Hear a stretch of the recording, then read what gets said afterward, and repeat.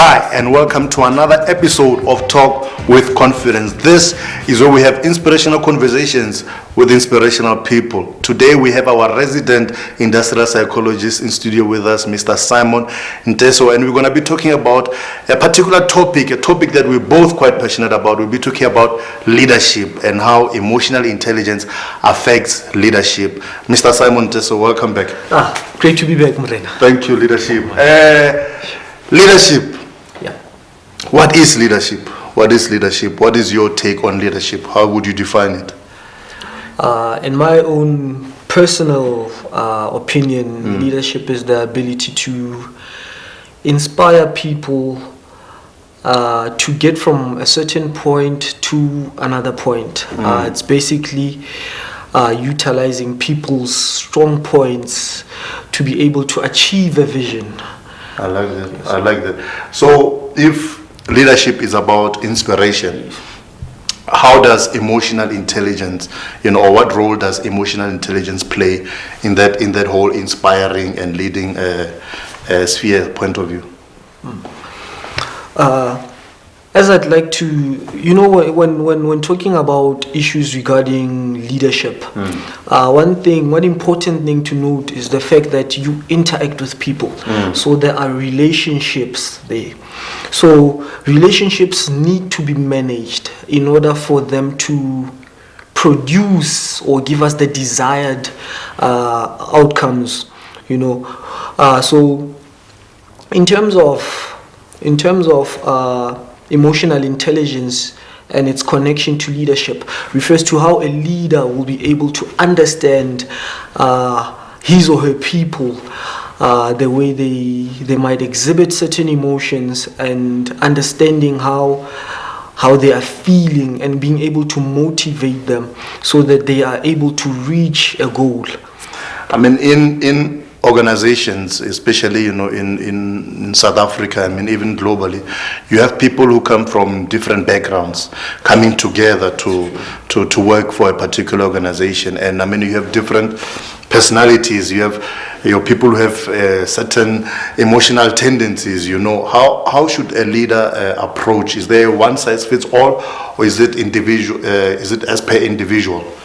Maybe you've got somebody who's very high-strung emotionally. Should you approach that person in a particular way, a tailored way, or is there a one-size-fits-all type of approach? To be honest, there's not really a one-size-fits-all to these things. Because emotional intelligence is all about recognizing your own feelings and how they affect others, particularly those around you and people you interact with. So being able to pick up certain emotion from someone. For instance, if an employee or someone you lead is going through a hard time, let's say maybe loss in the family and they're not performing up to standard, assessing the person's emotional standpoint, where they are emotionally, will inform you in terms of how to respond to that person, or which approach to take regarding the person. In such an instance, you might need to show empathy, sympathize with the person, maybe patience regarding the person's performance, bearing the fact that the person might have lost a loved one, as we're making an example now, someone has lost a loved one, and so obviously that is hampering their performance. That hampers their performance, and how can it not? Because people are emotional beings. And emotions, when not managed properly, tend to impact on our performance. So those are the sort of the things we need to take into regard or into consideration when we deal with people. Because this thing of emotions are quite universal. Anger is experienced as anger for someone in South Africa and someone, let's say, in the United States. Anger is the same emotion. Sadness is the same emotion. It's just that we will exhibit, or our behavior will exhibit, these emotions differently. Someone who's angry, let's say for instance you're angry, and you know that when you're angry, let's say you take a long drive just to clear your head. You might get someone who becomes angry and starts fights. The same emotion, but exhibited differently. Yes. So the ability to recognize this emotion and how it impacts on you, and will impact on other people will actually differentiate how you are using, how effective you are managing your emotions. I mean, we're talking about emotional intelligence from the perspective of how a leader interacts with those that he or she leads. But what about the leader's own emotions? I mean, they say before you can manage others, you have to be, or before you can lead others, rather, you have to be able to lead yourself. That's true. How important how important is self-leadership and managing your own emotions from a leadership perspective?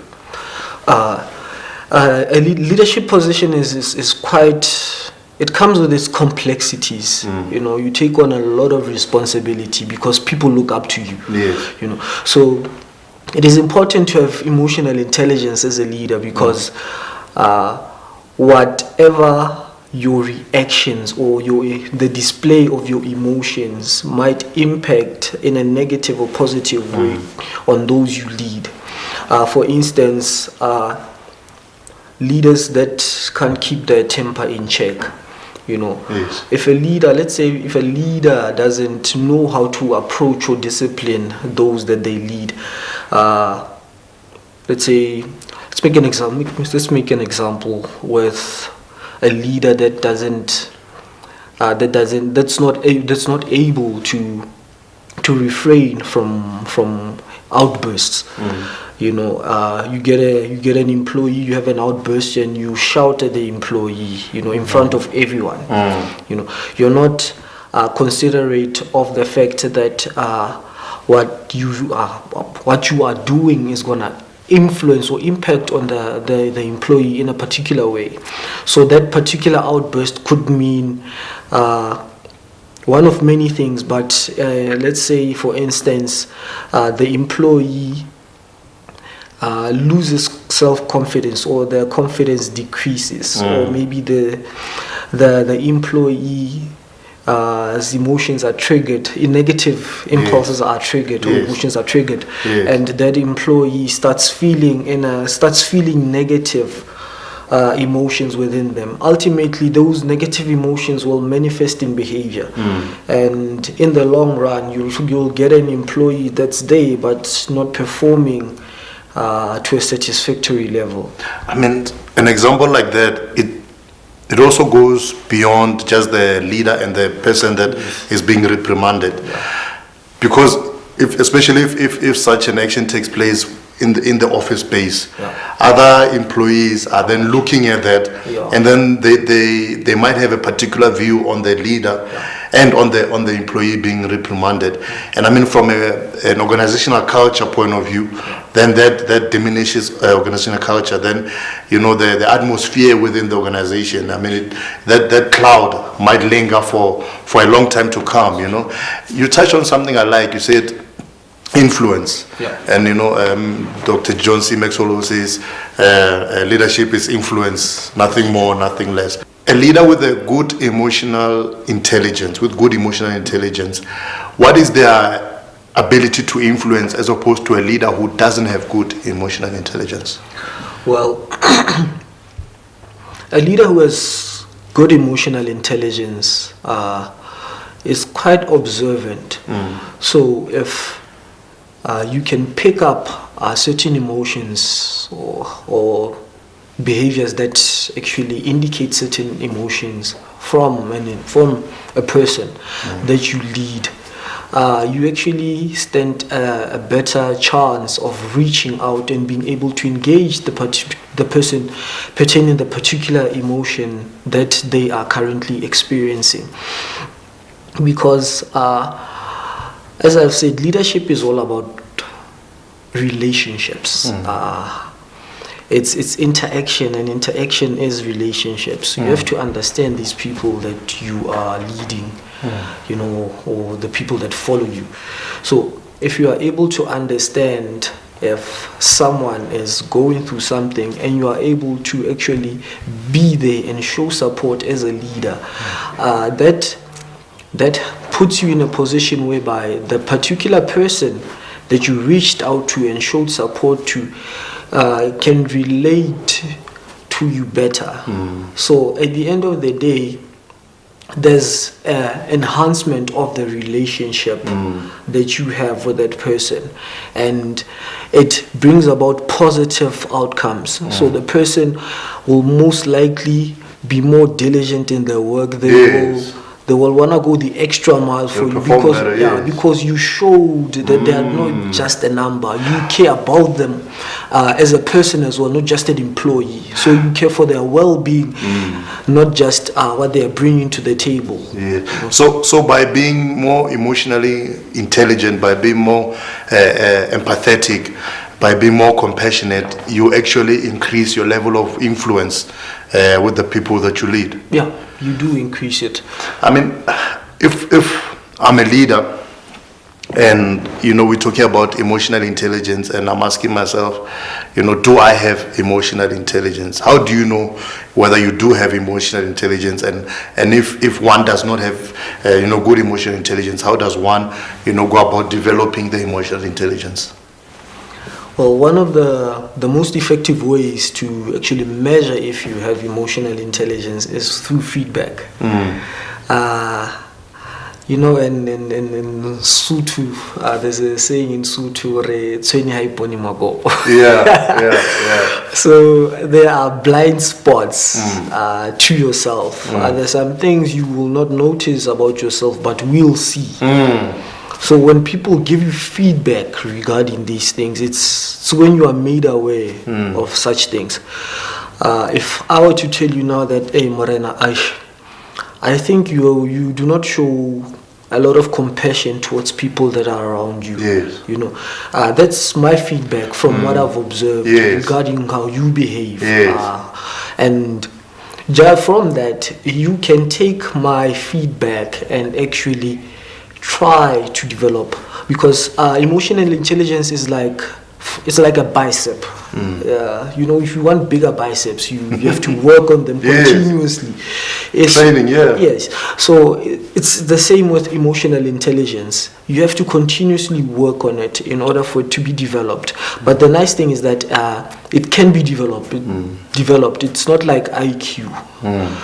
So it can develop over time, and the best way to ensure that you are developing and keeping track of the development is through feedback. In most organizations, they do what is called a 360 feedback, whereby you perhaps get your colleagues, your peers, you get your supervisor, the manager, and a couple of people that you might not maybe work in a team with, but that know you, that have been observing you, and those people rate you and give you behavior, pertaining to your emotional intelligence, and that gives you feedback on how people view you.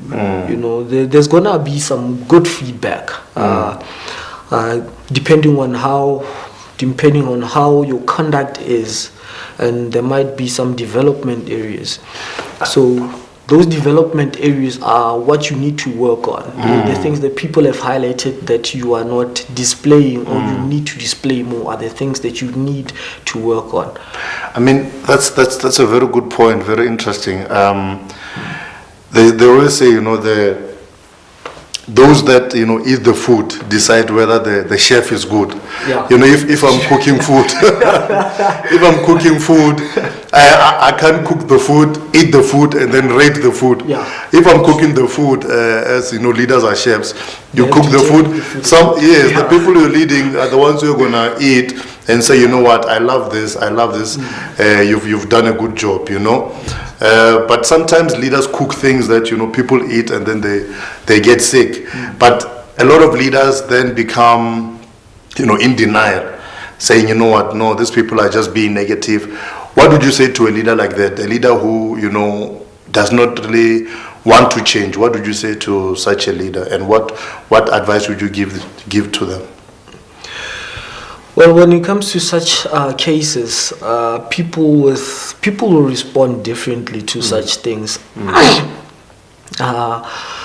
I've seen in organizations where there's people or in leadership positions that are quite in denial and they are tyrants, so Dictators. to say, dictators, and you get their subordinates rating them, and you'd see from the feedback they get from the subordinates that it's not good. It's not good feedback. And we have to take it into consideration that such people, when you want to have an effective or want to have a good outcome pertaining such people, you need to involve the people above them. Right. So this 360 is nice because you get feedback from everyone. Yes, from people at different levels. Yes. So your manager will be getting feedback from the person above them. So that will indicate if there is some coaching or development that needs to take place, because in an organization it's about the bigger picture. It's not about just one person. Yes. And to have a healthy organization, you need to ensure that everyone, is functioning optimally.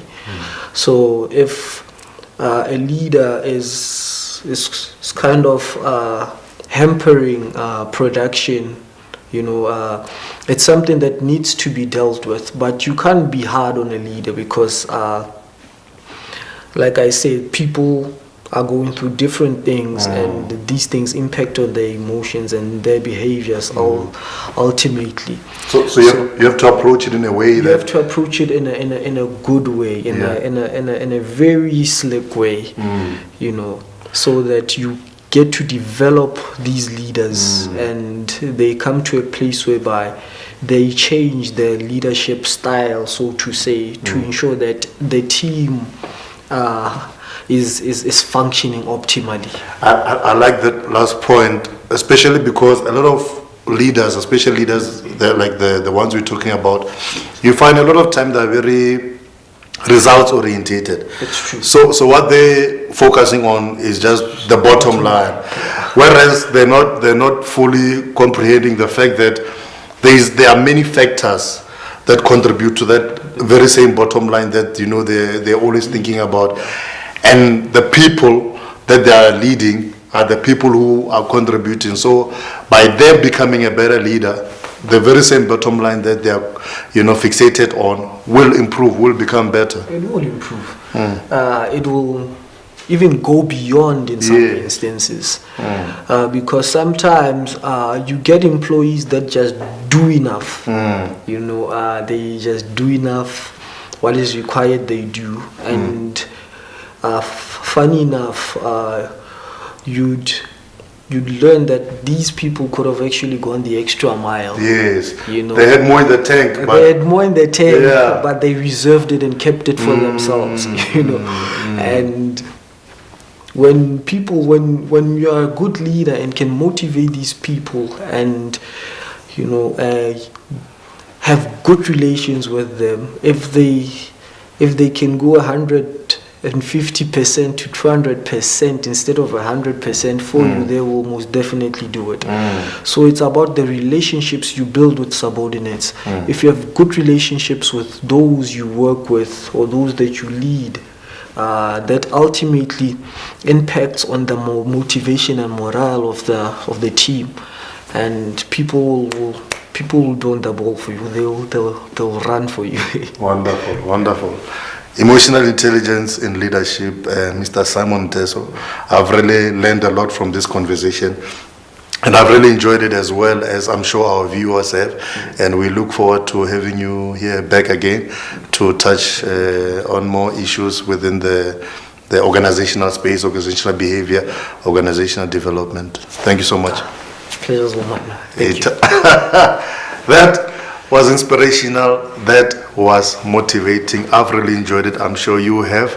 And if you're a leader, sit back and take note and listen to the people that you're leading, because leaders grow by listening. These are the most important things that a leader has. It's not your eyes, it's not your mouth, it's not anything else. These are the two most important aspects of a leader: listening to your people, being empathetic, and connecting with them, as Simon said, on an emotional level, so that you can get the very best out of your people. You've been watching Talk with Confidence right here on Global Conference Television. Thank you so much.